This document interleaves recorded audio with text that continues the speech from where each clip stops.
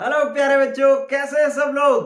दोस्तों 11th class के lesson तत्वों के वर्गीकरण का आज 8वां एपिसोड है और इस एपिसोड में हम पढ़ने वाले हैं परमाणु त्रिज्या को प्रभावित करने वाले कारक। इससे पहले हम परमाणु त्रिज्या के बारे में पढ़ चुके हैं पिछले एपिसोड में कि परमाणु त्रिज्या क्या होती है। फिर परमाणु त्रिज्या के 3 प्रकार पढ़े थे, सहसंयोजक त्रिज्या, धात्विक त्रिज्या, वैन डर वाल्स त्रिज्या। तो आज हम पढ़ेंगे इस त्रिज्या को प्रभावित करने वाले कारक कौन कौन से हैं और उन कारकों के मैंने आपके सामने लिख दिया है कि जैसे कोषों की संख्या, प्रभावी नाभिकीय आवेश, परिरक्षण प्रभाव। मजेदार बात क्या है इस क्लास की कि यार हमें आज नए वर्ड सीखने को मिलेंगे कि ये प्रभावी नाभिकीय आवेश क्या होता है, ये परिरक्षण प्रभाव क्या होता है और ये परमाणु त्रिज्या को किस प्रकार से प्रभावित करते हैं। फिर हम पढ़ेंगे आयनिक त्रिज्या के बारे में, चौथा प्रकार है परमाणु त्रिज्या का आयनिक त्रिज्या, वो भी हम इस एपिसोड में पढ़ेंगे। और ऑक्सीकरण अंक परमाणु त्रिज्या को कैसे प्रभावित करता है ये पढ़ेंगे और फिर पढ़ेंगे सम इलेक्ट्रॉनिक स्पीसीज। तो इसका मतलब है आज की क्लास होने वाली है बड़ी ही धमाकेदार। आप पूरी वीडियोस देखोगे तो ये सब चीजें आपको सीखने को मिलेंगी। तो शुरू कर रहा हूं पहले कारक से कि कोषों की संख्या। बच्चों हमने देखा था कि परमाणु त्रिज्या क्या होती थी कि किसी परमाणु के नाभिक और इसके बाहर जो कोष थे, इन कोष बाह्यतम कोष में उपस्थित इलेक्ट्रॉन और नाभिक के बीच की दूरी को, इस दूरी को हम परमाणु त्रिज्या कहते थे। कि किसी परमाणु के नाभिक और बाह्यतम कोष में उपस्थित इलेक्ट्रॉन व नाभिक के बीच की दूरी को हम परमाणु त्रिज्या कहते थे। ठीक है, अब ये कहता है कि कोषों की संख्या परमाणु त्रिज्या को कैसे प्रभावित करती है। बच्चों इधर देखना कि मैंने इस एग्जांपल में नाभिक के बाहर 2 कोष बनाए हैं, 1 और 1 2, तो इसकी परमाणु त्रिज्या है ये। अब वो कह रहा है कि कोषों की संख्या बढ़ाओ तो क्या होगा। कोषों की संख्या मैंने बढ़ाई, ये मैंने दूसरा परमाणु बनाया जिसके अंदर नाभिक, इसके बाहर 1 कोष, ये दूसरा कोष और ये तीसरा कोष। ठीक है, तो अब कोष 3 हो गए तो परमाणु त्रिज्या देखो इतनी हो गई। ठीक है, इसके बाद अगर कोष 4 कर दोगे तो परमाणु त्रिज्या और बढ़ जाएगी। तो इससे हमें यह पता लगता है कि जो परमाणु त्रिज्या होती है, पहला रिजल्ट आपके सामने आ गया कि परमाणु त्रिज्या जो है वो समानुपाती होती है कोषों की संख्या के, और कोषों की संख्या को n से प्रदर्शित करते हैं जिसको हम कहते हैं मुख्य क्वांटम संख्या। ठीक है, तो अब आप एक साथ कितनी बातें सीखने वाले हो। पहले तो आपको पता लग गया कि कोष क्या होते हैं, कि नाभिक के चारों ओर जो ये वृत्ताकार पथ होते हैं जिनमें इलेक्ट्रॉन पाए जाते हैं उनको हम कोष कहते हैं। ये कोष जितने ज्यादा होंगे, 2 तो परमाणु त्रिज्या इतनी, 3 तो परमाणु त्रिज्या इतनी, त्रिज्या बढ़ रही है जैसे जैसे कोष बढ़ रहे हैं। तो इट मींस कोषों की संख्या बढ़ेगी तो परमाणु त्रिज्या बढ़ेगी। और कोषों की संख्या को जैसे 2 है तो n का मान होगा 2, 3 है तो n का मान होगा 3, तो कोषों की संख्या को n से प्रदर्शित करते हैं जिसको हम मुख्य क्वांटम संख्या भी कहते हैं। तो अगर मैं कहूं कि परमाणु कोषों की संख्या बढ़ती है तो परमाणु त्रिज्या बढ़ती है, n का मान बढ़ता है तो परमाणु त्रिज्या बढ़ती है, मुख्य क्वांटम संख्या बढ़ती है तो परमाणु त्रिज्या बढ़ती है। तो मैं फाइनली ये बात कह सकता हूं कि अपने पास जो परमाणु त्रिज्या होती है वो कोषों की संख्या के भी समानुपाती है, n के भी समानुपाती है, मुख्य क्वांटम संख्या के भी समानुपाती है। तो अगर ये तीनों तरीके से कुछ भी आपको कह दिया जाए तो आपको ये बात समझ में आनी चाहिए। ठीक है बच्चों, तो ये एग्जाम्पल और ये इतनी बात आप नोट कर लो और हम चलते हैं दूसरे कारक पर जिसका नाम है प्रभावी नाभिकीय आवेश। ठीक है बच्चों, चलिए ये आप चाहे स्क्रीनशॉट ले लो और या फिर इसको लिख डालो। चलिए भाई, इसके बाद देखें कि एक तरीका बताता हूं मैं आपको पहले पढ़ने का। क्या करना है आपको, कई बच्चे पूछ रहे हैं कि सर बिना पेन और कॉपी के भी हम पढ़ सकते हैं क्या। तो हाँ बिल्कुल पढ़ सकते हैं, लेकिन आपको क्या करना पड़ेगा, बहुत अच्छे से मेरी बातें सुननी पड़ेगी और उसके बाद उसके नोट्स अपने आप बनाने पड़ेंगे। अपने आप बनाओ, स्क्रीनशॉट लेते रहो, जो चीज ना समझ में आए वो फिर स्क्रीनशॉट से देखो, और स्क्रीनशॉट से देखने के बाद भी नहीं समझ में आए तो थोड़ी बहुत जितना पार्ट नहीं समझ में आया उतना पार्ट वीडियो को स्किप करके उस पार्ट को दोबारा समझ लो। ठीक है, तो फिर जो है आपका ये टॉपिक हमेशा के लिए आपका ही होकर के रह जाएगा, फिर आप ये कभी भी भूलेंगे नहीं। चलिए, अब दूसरा कारक हम पढ़ने जा रहे हैं, प्रभावी नाभिकीय आवेश। पहले तो हमने सीखना है कि प्रभावी नाभिकीय आवेश होता क्या है। मैं प्रभावी नाभिकीय आवेश पहले नहीं समझाऊंगा, मैं सिर्फ नाभिकीय आवेश समझाऊंगा। इसे देखें बच्चों कि मैंने ये एक परमाणु बनाया जिसका ये नाभिक है और बाहर कोश है। मान लो जितने भी कोश है, 1 2 3 जितने भी कोश है, इसके बाहर 3 कोश है, और इसके नाभिक के अंदर आपने पहले लेसन में ही पढ़ लिया था कि इस परमाणु के नाभिक में प्रोटॉन और न्यूट्रॉन उपस्थित होते हैं। मान लो इस परमाणु के नाभिक के अंदर 11 प्रोटॉन उपस्थित है। कितने प्रोटॉन उपस्थित है? 11 प्रोटॉन उपस्थित है। ठीक है, और मैंने एक और परमाणु बनाया जिसके अंदर मैंने इस तरीके से बनाया कि ये लो, अभी ये परमाणु का नाभिक और इसके बाहर भी मैं 3 कोश बना रहा हूं। इधर गौर करें, ये मैंने 3 कोश बनाए, ये 1 कोश, ये 2 कोश और ये 3 कोश। ठीक है, इसके बाहर भी मैंने ये 3 कोश बना लिए। अब इस परमाणु के नाभिक में प्रोटॉन जो है वो 17 प्रोटॉन है। कितने प्रोटॉन है? 17 प्रोटॉन है। तो इसमें 11 प्रोटॉन है, इसमें 17 प्रोटॉन है। ठीक है, तो अब पहले तो आप प्रभावी नाभिकीय आवेश का सूत्र देखें क्या होता है। प्रभावी नाभिकीय आवेश, प्रभावी नाभिकीय आवेश, प्रभावी नाभिकीय आवेश बराबर होता है नाभिकीय आवेश माइनस नाभिकीय आवेश माइनस परिरक्षण प्रभाव, माइनस परिरक्षण प्रभाव। ठीक है, प्रभावी नाभिकीय आवेश को कहते हैं इफेक्टिव न्यूक्लियर चार्ज, बराबर होता है न्यूक्लियर चार्ज माइनस परिरक्षण प्रभाव को इंग्लिश में कहते हैं स्क्रीनिंग इफेक्ट, तो माइनस कर दिया स्क्रीनिंग इफेक्ट। तो ये सूत्र होता है प्रभावी नाभिकीय आवेश का। ठीक है, अब इसके अंदर आप एक बढ़िया बात सीख रहे हैं आज, क्या कि प्रभावी नाभिकीय आवेश क्या होता है। प्रभावी नाभिकीय आवेश का पहले तो सूत्र समझ लिया, क्या होता है कि नाभिकीय आवेश माइनस परिरक्षण प्रभाव को हम प्रभावी नाभिकीय आवेश कहते हैं। अब नाभिकीय आवेश क्या होता है? नाभिकीय आवेश होता है बच्चों नाभिक में उपस्थित प्रोटॉनों की संख्या। तो इसका नाभिकीय आवेश कितना बोलेंगे? 11। इसका नाभिकीय आवेश कितना? 17। ठीक है, तो आपको नाभिकीय आवेश तो समझ में आ गया कि नाभिकीय आवेश क्या है। अब परिरक्षण प्रभाव हमने अगले पार्ट में सीखना है। ठीक है, उसको मैं सिखाता हूं, लेकिन पहले अब इस बात पर ये वाला टॉपिक समझ रहे हैं। आपको इतनी बात समझ में आ गई कि यार नाभिकीय आवेश बढ़ेगा ना तो प्रभावी नाभिकीय आवेश बढ़ेगा, नाभिकीय आवेश बढ़ेगा तो प्रभावी नाभिकीय आवेश बढ़ेगा। मुझे यह पता लग गया कि इसके नाभिक में 11 प्रोटॉन है, इसका नाभिकीय आवेश है 11, और इसके नाभिक में 17 प्रोटॉन है, तो इसका नाभिकीय आवेश है 17। अब इसका नाभिकीय आवेश कम तो प्रभावी नाभिकीय आवेश भी कम, इसका नाभिकीय आवेश ज्यादा तो प्रभावी नाभिकीय आवेश भी ज्यादा। ठीक है, तो इसका प्रभावी नाभिकीय आवेश कम है, इसका प्रभावी नाभिकीय आवेश ज्यादा है।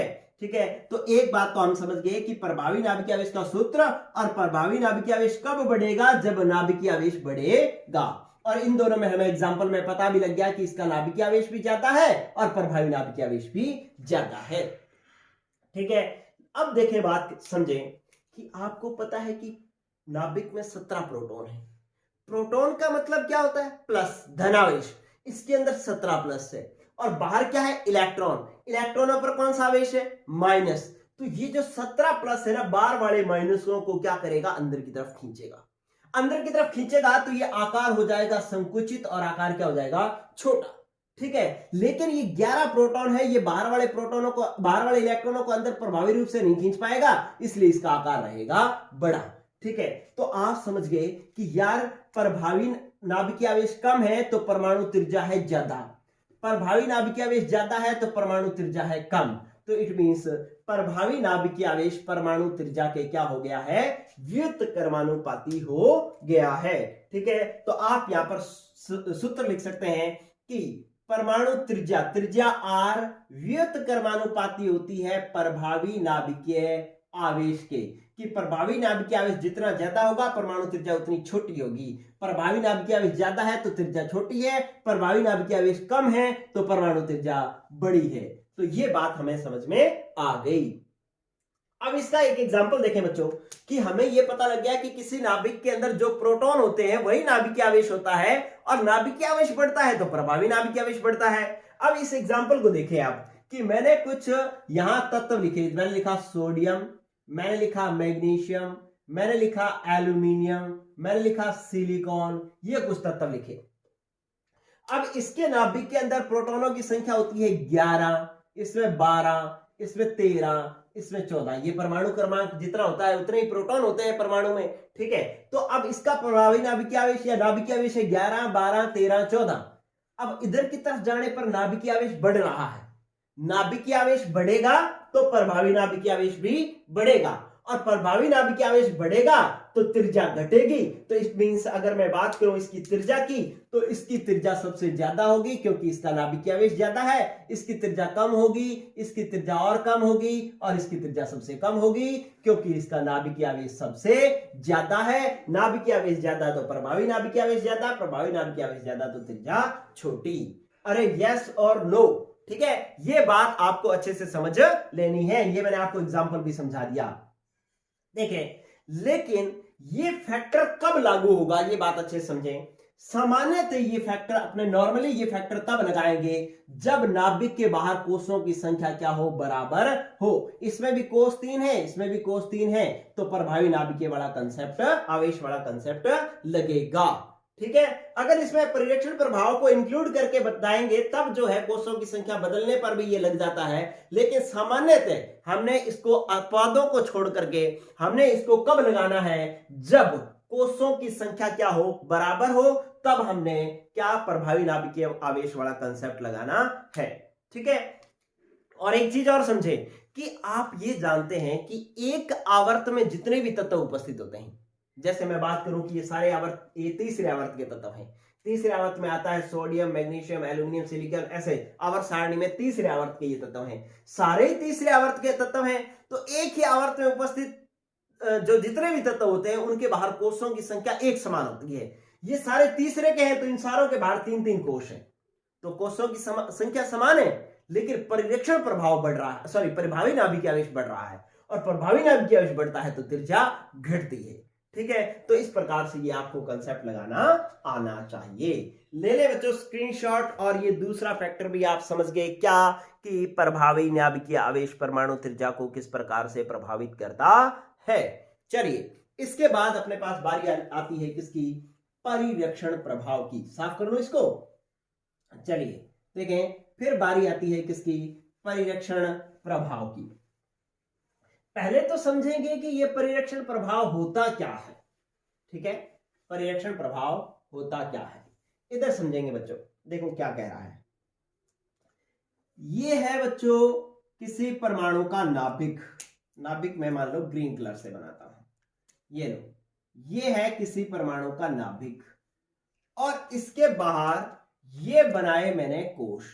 ये 1 कोष, ये 2 कोष, और ये 3 कोष। इस तरीके से कई सारे कोष होंगे, और सबसे बाहर वाले कोष में यहां पर इलेक्ट्रॉन पड़ा है। यहां पर क्या पड़ा है, इलेक्ट्रॉन, ठीक है। अब इस इलेक्ट्रॉन को, ये जो बाहर इलेक्ट्रॉन पड़ा है, इलेक्ट्रॉन पर माइनस आवेश है और नाभिक पर प्लस आवेश है, तो ये इसको अंदर की तरफ खींचेगा। यस और नो भाई, प्लस जो है माइनस को अंदर की तरफ खींचेगा, ठीक है। ये एक बात हमें समझ में आ गई। मजेदार बात है, आप अपनी लाइफ में नया वर्ड सीखने जा रहे हैं केमिस्ट्री का, परिरक्षण प्रभाव। स्क्रीनिंग इफेक्ट कहते हैं इंग्लिश में इसको, ठीक है। तो इसको अच्छे से समझ लें क्या, कि भाई ये परमाणु है जिसके अंदर नाभिक और बाह्यतम कोष में इलेक्ट्रॉन, इस इलेक्ट्रॉन को ये नाभिक जो है वो क्या करेगा, अंदर की तरफ खींचेगा, ठीक है। लेकिन आप इसको अच्छे से देखें तो ये तो बाह्यतम कोष का इलेक्ट्रॉन है, यहां अंदर वाले इलेक्ट्रॉन भी तो होंगे, ठीक है। अंदर वाले कोष में भी तो इलेक्ट्रॉन होंगे, तो यहां भी इलेक्ट्रॉन पड़े हैं, यहां इलेक्ट्रॉन पड़ा है, यहां इलेक्ट्रॉन पड़ा है, ठीक है। अब इलेक्ट्रॉन पर माइनस आवेश है, इस इलेक्ट्रॉन पर भी माइनस आवेश है, तो ये इस इलेक्ट्रॉन को क्या करेंगे, प्रतिकर्षित। ये इस इलेक्ट्रॉन को क्या करेंगे, प्रतिकर्षित, ठीक है। तो अगर इस पूरी फिल्म को अच्छे से देखें तो नाभिक जो है वो तो इस इलेक्ट्रॉन को अंदर की तरफ खींच रहा है, ठीक है, और ये वाले अंदर वाले कोश वाले इलेक्ट्रॉन जो है बाहर वाले कोश वाले इलेक्ट्रॉन को धक्का दे रहे हैं। तो अगर ढंग से देखें तो आपको पता लग रहा है कि ये नाभिक तो इस इलेक्ट्रॉन को खींच रहा है, लेकिन ये वाले इलेक्ट्रॉन नाभिक के आकर्षण से इस इलेक्ट्रॉन को बचा रहे हैं, इसको बचा रहे हैं कि इसको धक्का दे रहे हैं कि भाई तू चला जा, बच जा, बच जा। लेकिन नाभिक जो इसको खींच करके अंदर लाना चाह रहा है, इसको अंदर की तरफ खींच रहा है, ये वाले इलेक्ट्रॉन इसको धक्का दे करके बचा रहे हैं।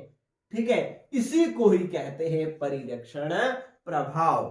ठीक है, तो आपको मैं परिरक्षण प्रभाव को, परिरक्षण शब्द का अर्थ होता है बचाना। परिरक्षण शब्द का अर्थ क्या होता है? बचाना। और बचा कौन रहा है? अंदर वाले कोश के इलेक्ट्रॉन। किसको बचा रहे हैं? बाह्यतम कोश के इलेक्ट्रॉनों को। किससे बचा रहे हैं? नाभिक के आवेश से या नाभिक के आकर्षण से बचा रहे हैं। इसी को ही हम परिरक्षण प्रभाव कहते हैं। तो परिरक्षण प्रभाव की मैं पहले परिभाषा बोल देता हूं, क्या कि बाह्यतम कोश के इलेक्ट्रॉनों को, बाह्यतम कोश के इलेक्ट्रॉनों को उपांत्य कोश, उपांत्य कोश के इलेक्ट्रॉनों द्वारा नाभिकीय आकर्षण से, नाभिकीय आकर्षण से बचाना, बचाना परिरक्षण प्रभाव कहलाता है। परिरक्षण प्रभाव कहलाता है। ठीक है, तो ये हुआ भाई परिरक्षण प्रभाव। ठीक है, क्या कि बाह्यतम कोश के इलेक्ट्रॉनों को उपांत्य कोश, अंदर वाले कोश के इलेक्ट्रॉनों को कहता है उपांत्य कोश, अंदर वाले कोश या उपांत्य कोश के इलेक्ट्रॉनों द्वारा नाभिकीय आकर्षण से बचाना परिरक्षण प्रभाव कहलाता है। ठीक है, तो ये बात हुई परिरक्षण प्रभाव की। तो कोई बच्चा कहे कि सर मेरे को तो ऐसे बात समझ में नहीं आई, तो सीधी बात समझ लो, क्या कि भाई अंदर वाले कोश के इलेक्ट्रॉन ना बाहर वाले कोश के इलेक्ट्रॉनों को धक्का देते हैं, इसी को परिरक्षण प्रभाव कहते हैं। ये इसको धक्का दे रहे हैं, ये इसको धक्का दे रहा है, इसी को क्या कह रहे हैं? परिरक्षण प्रभाव कहते हैं। यस और नो? एक बात समझ में आ गई। अच्छा, अब मुझे बताओ कि ये धक्का ज्यादा देंगे तो ये दूर होगा, दूर होगा तो नाभिक और बाह्यतम कोश के इलेक्ट्रॉनों के बीच की दूरी बढ़ जाएगी और त्रिज्या क्या हो जाएगी? बढ़ जाएगी। ठीक है, अगर ये अंदर वाले बाहर धक्का देंगे तो त्रिज्या बढ़ जाएगी, कम धक्का देंगे तो त्रिज्या घट जाएगी। ठीक है, तो इट मींस परिरक्षण प्रभाव जितना ज्यादा होगा, त्रिज्या, परमाणु त्रिज्या जो है वो उतनी ही ज्यादा होगी। तो परिरक्षण प्रभाव समानुपाती होगा किसके? परिरक्षण प्रभाव के। कि परिरक्षण प्रभाव, ये वाले अंदर वाले इलेक्ट्रॉन बाहर वाले इलेक्ट्रॉन को जितना धक्का देंगे त्रिज्या उतनी बढ़ जाएगी। मतलब परिरक्षण प्रभाव जितना ज्यादा होगा त्रिज्या उतनी ही ज्यादा होगी। मतलब ये एक दूसरे के क्या होंगे? समानुपाती होंगे। ठीक है, परिरक्षण प्रभाव बढ़ने से परमाणु त्रिज्या बढ़ेगी। यस और नो? ये बात भी हमें समझ में आ गई। फिर देखिए बच्चों कि आपको एक क्रम याद रखना है जिसको हम बाद में यूज करेंगे प्रश्न हल करने के लिए। क्या है कि परिरक्षण प्रभाव का जो क्रम है ना, परिरक्षण प्रभाव का क्रम यह है कि S उपकोश का परिरक्षण प्रभाव सबसे ज्यादा होता है, P का उससे कम होता है, D का उससे कम होता है, F का उससे कम होता है। ये परिरक्षण प्रभाव का क्रम है। ठीक है, यहां पर अगर अंदर वाला उपकोश S है तो परिरक्षण प्रभाव होगा ज्यादा, P है तो कम, D है तो कम और F है तो बहुत ही कम। ठीक है, हम S और P के लिए तो ये बात नहीं करते क्योंकि कम किसके लिए है? D और F के लिए है। इसलिए D और F अगर आ जाता है तो हम कहते हैं कि भाई इसका परिरक्षण प्रभाव कम है। परिरक्षण प्रभाव कम है तो क्या होगा कि ये इसको बचा नहीं पाएंगे, बचा नहीं पाएंगे तो नाभिक जो है इसको अंदर की तरफ खींच लेगा और जो है मतलब त्रिज्या जो है वो छोटी हो जाएगी। ठीक है, तो परिरक्षण प्रभाव जो है D और F का बहुत कम होता है, S का ज्यादा, P का कम, D का कम, F का कम। इस बात का हम यूज करेंगे, उपयोग करेंगे इसका। ठीक है, आगे प्रश्न हल करने में। इतनी बात समझ में आ गई? चलिए अब एक बार प्रभावी नाभिकीय आवेश एक बार दोबारा समझो। क्या? ये देखें कि यहां पर अभी आपने प्रभावी नाभिकीय आवेश के लिए सूत्र लिखा था कि इफेक्टिव न्यूक्लियर चार्ज, प्रभावी नाभिकीय आवेश बराबर न्यूक्लियर चार्ज माइनस परिरक्षण प्रभाव स्क्रीनिंग इफेक्ट। यह सूत्र आपने लिखा था। अब आप समझे इस सूत्र का मतलब, अब समझ में आएगा। क्या है कि मान लो इस नाभिक के अंदर 20 प्रोटॉन है।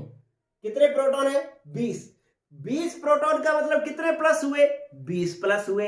तो ये नाभिक जो है इस इलेक्ट्रॉन को कितने की पावर से खींचेगा? 20 प्लस की पावर से खींचेगा। ठीक है, लेकिन ये जो इलेक्ट्रॉन है ये इसको धक्का देकर के 2 की पावर से बचा लेते हैं, 2 की पावर से बचा लेते हैं। तो ये इसके अंदर 20 प्रोटॉन थे, इस नाभिक ने इस इलेक्ट्रॉन को 20 की पावर से अंदर खींचना था, लेकिन इनने 2 की पावर से इस इलेक्ट्रॉन को बचा लिया। तो अब इस नाभिक का इस पर कितना प्रभाव रह रहा है? 20 - 2 18 का प्रभाव रह रहा है। इस नाभिक का इस इलेक्ट्रॉन पर प्रभाव कितना बचा? 18। कैसे? कि जो नाभिकीय आवेश था 20, उसमें से इसने जो 2 की पावर से बचाया वो क्या था? परिरक्षण प्रभाव।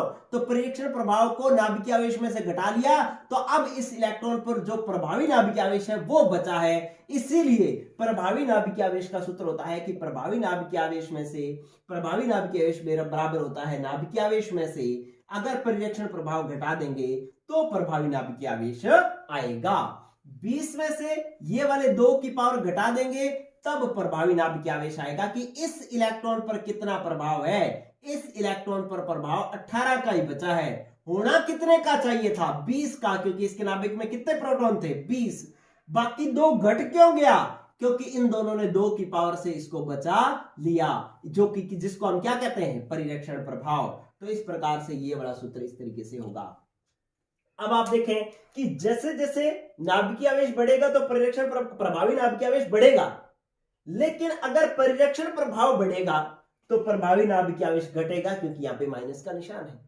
ठीक है, परिरक्षण प्रभाव बढ़ेगा तो प्रभावी नाभिकीय आवेश घटेगा, और परिरक्षण प्रभाव घटेगा तो प्रभावी नाभिकीय आवेश बढ़ेगा। ठीक है बच्चों, तो अब अगर D और F आएंगे तो D और F का परिरक्षण प्रभाव कम होगा, परिरक्षण प्रभाव कम होगा तो प्रभावी नाभिकीय आवेश बढ़ जाएगा, और प्रभावी नाभिकीय आवेश बढ़ेगा तो क्या होगा? त्रिज्या छोटी हो जाएगी, क्योंकि प्रभावी नाभिकीय आवेश त्रिज्या के क्या था? व्युत्क्रमानुपाती था। इस नियम को भी हम उपयोग करना सीखेंगे आगे, लेकिन अभी तक मैंने जो बातें बताई वो आपको पहले समझ में आनी चाहिए। ठीक है बच्चों, बहुत ही अच्छी क्लास है, बहुत शानदार चीजें आपको सीखने को मिल रही है। पहली बार आप इन चीजों को सीख रहे हैं तो आपको मजा आना चाहिए। ठीक है बच्चों, तो इसका भी ले लें आप स्क्रीनशॉट। ठीक है, तो ये 3 पॉइंट हो गए आपके परिरक्षण प्रभाव को लेकर के। चलिए अब बारी है नेक्स्ट। साफ कर दूं मैं इसको? चलिए ठीक है, स्क्रीनशॉट ले लेना इसका। ओके बच्चों, अब देखो नेक्स्ट, जो मैं बात बोल देता हूं वो आप अपने दिमाग में बिठाने की कोशिश किया करो।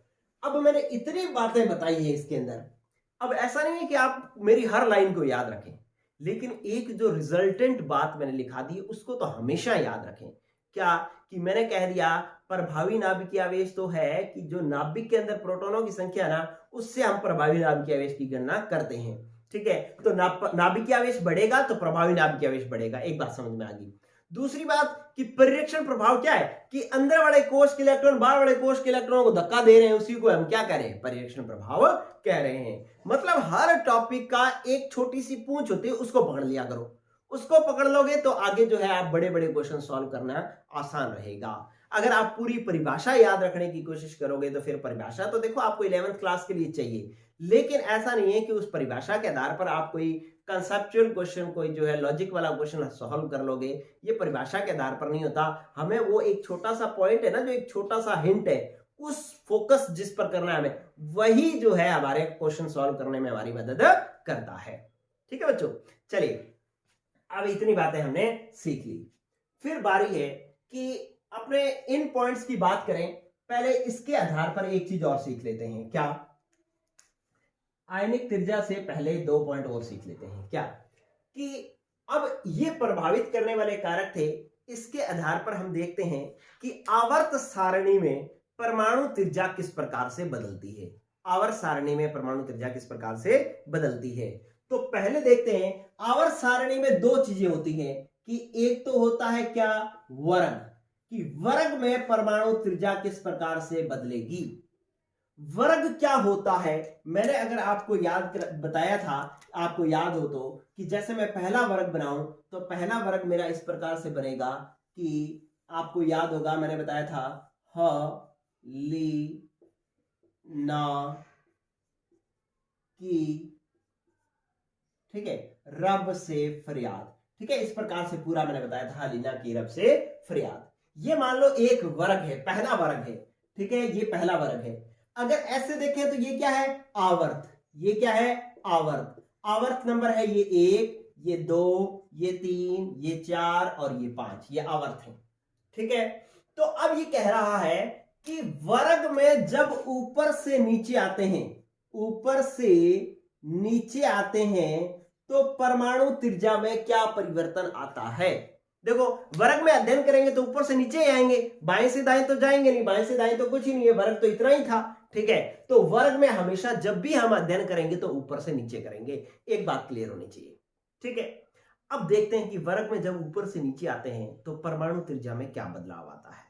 आप देखेंगे बच्चों कि ये मैं पहला परमाणु बना रहा हूं, जिसके अंदर हाइड्रोजन का परमाणु बनाऊंगा तो ये नाभिक, और एक राज की बात बता रहा हूं, सब लोग ध्यान कर लें। क्या राज की बात यह है कि कोई तत्व जिस आवर्त में उपस्थित होता है उसके बाहर उतने ही कोश होते हैं। ये राज मैं पहले भी बता चुका हूं, ठीक है। जैसे ये हाइड्रोजन पहले आवर्त में उपस्थित है तो इसके बाहर एक ही कोश होगा। ये लिथियम दूसरे आवर्त में उपस्थित है तो इसके बाहर 2 कोश होंगे, 1 और 1 2। ये तीसरे आवर्त में है तो इसके बाहर 3 कोश होंगे, नाभिक 1 2 और 3, ठीक है। अब ये 5वें में है तो इसके बाहर 5 कोश होंगे, 1 2 3 4 और 5, ठीक है। तो आप देख रहे हैं बच्चों ऊपर से नीचे आते हैं ना वर्ग में, तो परमाणुओं के बाहर कोषों की संख्या, नाभिक के बाहर कोषों की संख्या बढ़ती जाती है। पहले में कोष 1 था, दूसरे में कोष 2 थे, तीसरे में 3, चौथे में 4, 5वें में 5।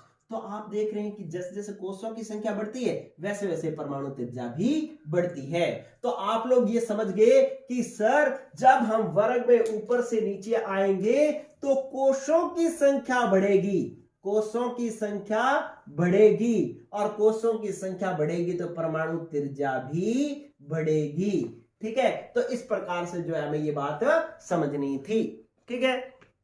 आपको कैसे पता लगा कि वर्ग में ऊपर से नीचे आने पर कोषों की संख्या बढ़ती है, क्योंकि कोई तत्व जिस आवर्त में उपस्थित होता है उसके बाद उतने ही कोष होते हैं। वर्ग तो इन सब का एक ही है, लेकिन आवर्त बदलते जा रहे हैं, आवर्त पहला, दूसरा, तीसरा, चौथा, 5वां। ऊपर से नीचे आओगे तो आवर्त बदल रहा है, इसलिए कोषों की संख्या भी बदल रही है, और कोषों की संख्या बदल रही है तो परमाणु त्रिज्या भी क्या होगी, बदलेगी। यस और नो, ये बात समझ में आ गई सबको। चलिए अब आगे बात समझते हैं। देखो क्या बच्चों, अगर ये तो हमने सामान्य बात पढ़ ली, लेकिन इसका पहले आप स्क्रीनशॉट लो, फिर मैं इसका एक अपवाद बताता हूं, ठीक है। अपवाद समझेंगे फिर इसका अपवाद क्या है, साफ कर दूं मैं इसको, ये लो, ये मैंने साफ कर दिया, स्क्रीनशॉट ले लिया होगा सबने आपने। चलिए देखें कि अगर मैं वर्ग 13 की बात करूं, किसकी बात करूं, वर्ग 13 की, ठीक है। तो वर्ग 13 के जो तत्व हैं वो कौन कौन से हैं, वो है हमारे पास बैंगन, आलू, गाजर, इनथेला। आपको याद होगा बैंगन, आलू, गाजर, इनथेला, ठीक है। ये 13वां वर्ग है। इसका अगर इस तरीके से वर्ग बनाओगे तो ऐसे वर्ग आएगा, ये लो, ये लो, ठीक है। अब इसका आवर्त देखें तो बोरॉन कौन से आवर्त से शुरू होता है, ये दूसरे में है, ये तीसरे में है, ये चौथा आवर्त है, ये 5 आवर्त है, ये 6 आवर्त, ठीक है। तो अगर मैं कहूं कि इसमें अगर वर्ग में ऊपर से नीचे आ रहे हैं तो बताओ परमाणु त्रिज्या बढ़ रही है या घट रही है, ठीक है। तो आप कहेंगे सर अभी अभी आपने सिखाया था कि वर्ग में ऊपर से नीचे आते हैं तो कोषों की संख्या बढ़ती है, क्योंकि आवर्त नंबर बढ़ता जा रहा है, कोषों की संख्या बढ़ेगी तो परमाणु त्रिज्या बढ़ेगी, और परमाणु त्रिज्या बढ़ेगी तो इट मींस जब हम एल्यूमिनियम से गैलियम में आएंगे, एल्यूमिनियम से गैलियम में आएंगे तो परमाणु त्रिज्या क्या होनी चाहिए, बढ़नी चाहिए, क्योंकि ऊपर से नीचे आने पर परमाणु त्रिज्या बढ़ती है। लेकिन बच्चों गौर कर लो, स्टार डाल लो जितने मर्जी, यहां पर एल्यूमिनियम से गैलियम में आने पर परमाणु त्रिज्या बढ़ती नहीं है, यह घट जाती है। वाओ, जबरदस्त बात समझ में आ गई। अभी समझी नहीं है लेकिन बात पता लग गई कि यार यहां से यहां आने पर परमाणु त्रिज्या बढ़नी चाहिए, क्योंकि हमने अभी अभी सीखा है, लेकिन यहां पर बढ़ नहीं रही है, घट रही है। ये परमाणु त्रिज्या आर जो है यहां पर घट जाती है। अब ऐसा यहां पर स्पेशल पॉइंट हो गया तो सबके मन में आ गया कि सर ये तो पेपर में प्रश्न आ सकता है, क्योंकि ये तो विशेष बात हो गई। ठीक है, बाकी सब में ही पढ़ोगे तो सब में यह आएगा कि परमाणु त्रिज्या ऊपर से नीचे आने पर बढ़ती है बढ़ती है बढ़ती है बढ़ती, लेकिन एल्यूमिनियम से गैलियम में जब आ गए तो परमाणु त्रिज्या क्या हो गई है, घट गई है। ठीक है, तो अब हमें समझना है कि इसका क्या कारण है। इसका कारण जब समझेंगे, पेपर में प्रश्न आएगा कि एल्यूमिनियम से गैलियम में आने पर परमाणु त्रिज्या बढ़नी चाहिए लेकिन ये घट जाती है, क्यों। ठीक है, तो ये जब पेपर में प्रश्न आएगा तब आप क्या करेंगे, इधर देखें। आपको क्या करना होगा बच्चों, सबसे पहले इसका इलेक्ट्रॉनिक विन्यास लिखना पड़ेगा। क्या करना पड़ेगा, इलेक्ट्रॉनिक विन्यास लिखना पड़ेगा। अब इसका एल्यूमिनियम का इलेक्ट्रॉनिक विन्यास क्या होता है, एल्यूमिनियम कौन से आवर्त में है, तीसरे में, तो दूसरे की अक्रिय गैस लिखो, दूसरे की अक्रिय गैस है हमारे पास नियोन। ठीक है, और वर्ग 13 है, 13 है तो इनके बाह्यतम कोष में 3 इलेक्ट्रॉन है, 3 इलेक्ट्रॉन में से S में आएंगे 2 और P में आएगा 1, आवर्त नंबर 3 है इसलिए हो जाएगा 3s2 और 3p1। ठीक है, तो इसका इलेक्ट्रॉनिक विन्यास तो हो जाएगा नियोन 10 3s2 3p1। कोई कहे कि सर मेरे को तो ये इलेक्ट्रॉनिक विन्यास लिखना ही नहीं आता, मैं कैसे करूं, तो बच्चों कोई बात नहीं, आप अभी इसी जो आप ये वीडियो देख रहे हो, इसी वीडियो के जो प्लेलिस्ट है इसके नीचे जाओगे तो आपको एक हेडिंग वाला एक टैग लगा हुआ वीडियो मिलेगा, पी ब्लॉक तत्वों का इलेक्ट्रॉनिक विन्यास, उसको देखो, आपको समझ में आ जाएगा लिखना। ठीक है, वो सीख करके फिर इस क्वेश्चन को करो। अब बारी है इसके इलेक्ट्रॉनिक विन्यास की, तो ये चौथे आवर्त में है तो तीसरे आवर्त की अक्रिय गैस कौन सी, आर्गन 18, और फिर आएगा 4s2 4p1। ठीक है, जब 4s भरा जाता है तो उससे पहले 3d भी भरा जाता है, यहां पे आएगा 3d10। ठीक है, अब बात बस इसी 3d पर अटक गई है, क्या कि जब एल्यूमिनियम से ये इलेक्ट्रॉनिक विन्यास तो आपको लिखना आना चाहिए। अब गौर करना है कि ये जो 3d10 आ गया, इससे क्या हुआ बच्चों, अभी अभी हमने एक बात सीखी थी कि डी ब्लॉक तत्वों का डी उपकोष का, डी उपकोष का परिरक्षण प्रभाव क्या होता है, परिरक्षण प्रभाव कम होता है, परिरक्षण प्रभाव कम होता है। अभी हमने लिखा था ना, एस का सबसे ज्यादा, पी का उससे कम, डी का उससे कम, एफ का सबसे कम, तो डी जो एल्यूमिनियम से गैलियम में आने पर डी उपकोष आ जाता है, और डी उपकोष का परिरक्षण प्रभाव क्या होता है, कम होता है, और डी उपकोष का परिरक्षण प्रभाव कम होता है, तो आपको बात पता होगी बच्चों कि परिरक्षण प्रभाव कम होता है तो प्रभावी नाभिकीय आवेश बढ़ जाता है, प्रभावी नाभिकीय आवेश क्या हो जाता है, बढ़ जाता है, बढ़ जाता है, और प्रभावी नाभिकीय आवेश ज्यादा हो तो परमाणु त्रिज्या घट जाती है, परमाणु त्रिज्या क्या हो जाती है, घट जाती है। ठीक है बच्चों, तो ये बात आपको समझ में आ गई। अब हम कह सकते हैं कि वाओ, मेरे को अलग से बात भी पता लगी कि एल्यूमिनियम से गैलियम में आने पर परमाणु त्रिज्या बढ़नी चाहिए लेकिन घट जाती है, और इसका मुझे कारण भी पता लग गया कि क्यों घट जाती है। हम कहेंगे कि एल्यूमिनियम से गैलियम में आते हैं तो गैलियम में डी उपकोष आ जाता है, डी उपकोष का परिरक्षण प्रभाव कम होता है, और परिरक्षण प्रभाव कम होने से प्रभावी नाभिकीय आवेश बढ़ जाता है।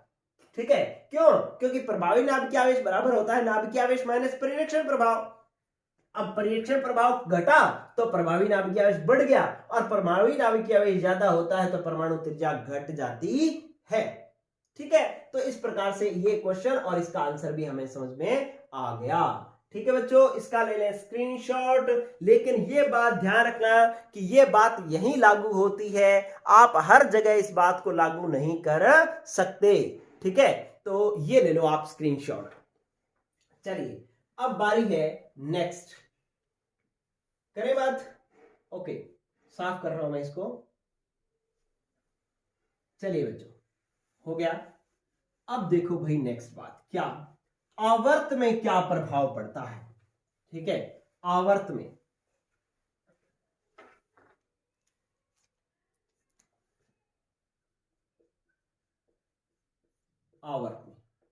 आवर्त में पहले तो मैं एक आवर्त बनाता हूं। जैसे मान लो मैंने तीसरा आवर्त बनाया, तीसरे आवर्त में यूं तत्व आएंगे, तीसरे आवर्त में आवर्त इस तरीके की तत्वों की जो ये क्षैतिज पंक्ति जो होती है उसको हम आवर्त कहते हैं। ठीक है, इसके अंदर जो तत्व होते हैं, जैसे एक मैंने इस तरीके से तत्व बनाने ही हूं,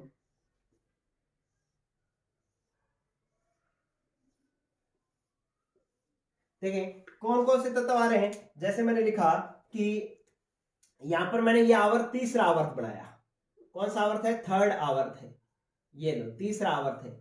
इसके अंदर sodium, magnesium, aluminium, silicon, phosphorus, sulphur, chlorine, ठीक है, और क्या आ जाएगा, आर्गन। ये लो, ये मैंने आवर्त बनाया। ठीक है, आवर्त तीसरा है जिसके अंदर यूं तत्व पड़े हैं।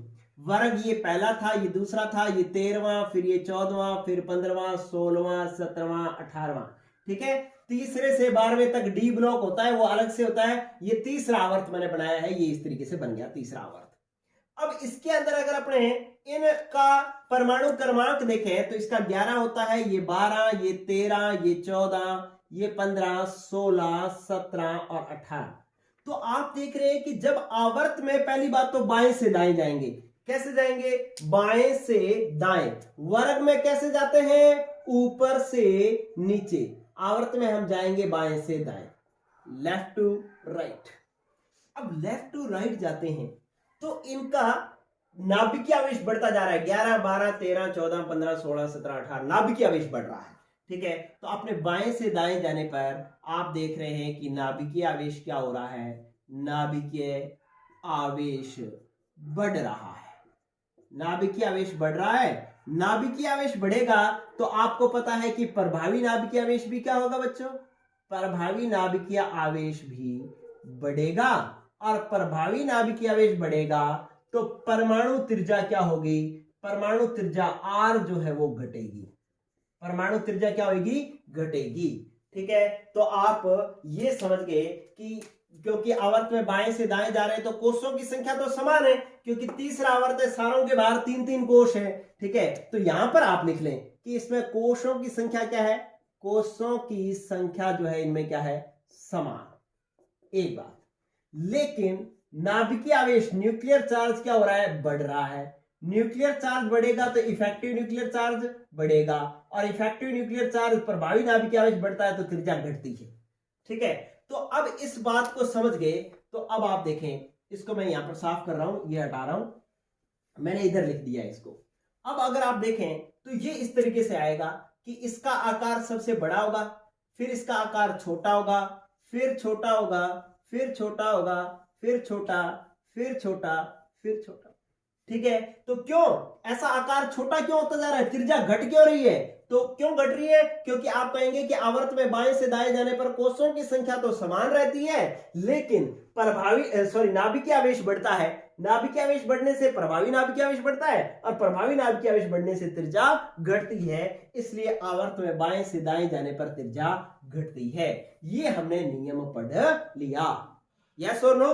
अब ये बात तो होगी कंप्लीट कि आवर्त में वर्ग में ऊपर से नीचे जाते हैं तो त्रिज्या बढ़ती है क्योंकि कोषों की संख्या बढ़ती है, और आवर्त में बाएं से दाएं जाने पर त्रिज्या घटती है क्योंकि प्रभावी नाभिकीय आवेश बढ़ता है। ठीक है, और हमने ये बना भी लिया। लेकिन अब इसका भी एक अपवाद सुने। इसका अपवाद क्या है कि जैसे ही क्लोरीन से आर्गन में जाते हैं तो आर्गन क्या है, अक्रिय गैस है या उत्कृष्ट गैस है, इसको अक्रिय गैस या उत्कृष्ट गैस कहते हैं, और इसकी त्रिज्या जो है वो इन सब से बड़ी होती है, इन सब से इसकी त्रिज्या सबसे बड़ी होती है। क्यों, पहली बात तो ये अपवाद हो गया कि हमने नियम तो ये पढ़ा था कि बाएं से दाएं जाने पर घटनी चाहिए, तो इसकी ये सबसे लास्ट में आ रहा है तो इसकी त्रिज्या सबसे छोटी होनी चाहिए, लेकिन इसकी त्रिज्या तो इन सब से बड़ी होती है। ठीक है, तो आपको एक लाइन याद रखनी है कि उत्कृष्ट गैसों की परमाणु त्रिज्या अपने आवर्त में सबसे बड़ी होती है। क्लियर है बात बच्चों? अब आप कहोगे सर ऐसा क्यों हुआ, इसको तो घटना चाहिए था, ये बढ़ क्यों गया? इसलिए बढ़ गया बच्चों क्योंकि इन सब की त्रिज्या तो हम चाहे धात्विक त्रिज्या निकाले चाहे सहसंयोजक त्रिज्या निकाले, इनके तो सहसंयोजक या धात्विक त्रिज्या निकलती है, लेकिन उत्कृष्ट गैसों की कौन सी त्रिज्या निकलती है? वान डेर वाल्स त्रिज्या निकलती है। और आपको मैंने पिछली क्लास में बताया था कि वान डेर वाल्स त्रिज्या सहसंयोजक त्रिज्या और धात्विक त्रिज्याओं से क्या होती है? बड़ी होती है। इसलिए जो है और उत्कृष्ट गैसों की त्रिज्या वान डेर वाल्स त्रिज्या निकाली जाती है। इसलिए उत्कृष्ट गैसों की त्रिज्या आवर्त में सभी तत्वों की त्रिज्याओं से बड़ी होती है। ठीक है बच्चों, तो इस प्रकार से ये आपने अपवाद भी सीख लिया, कारण भी सीख लिया, आंसर भी आपको समझ में आ गया। ठीक है, तो इसका लेने आप सुंदर सा स्क्रीनशॉट, और वीडियो बहुत लंबी हो चुकी है। ठीक है, तो इसलिए अपने क्या करेंगे कि आयनिक त्रिज्या का मैं अलग से वीडियो बनाता हूं, कल अलग से एक वीडियो बनाता हूं जिसमें आयनिक त्रिज्या, ऑक्सीकरणांक और सम इलेक्ट्रॉनिक स्पीशीज में समझाऊंगा। आज के लिए इतना ही। उम्मीद है आपको ये क्लास बहुत अच्छी लगी होगी, क्योंकि मैंने आपको बहुत नई नई चीजें इसमें समझाई है। मजा भी आना चाहिए इस क्लास को पढ़ करके आपको। ठीक है, कमेंट करके रिप्लाई कीजिएगा कि कैसा लगा आपको ये एपिसोड। अच्छा बच्चों, तो अगली क्लास में हम ये आयनिक त्रिज्या सीखेंगे। आज के लिए इतना ही। पढ़ते रहें। Good luck, good bye.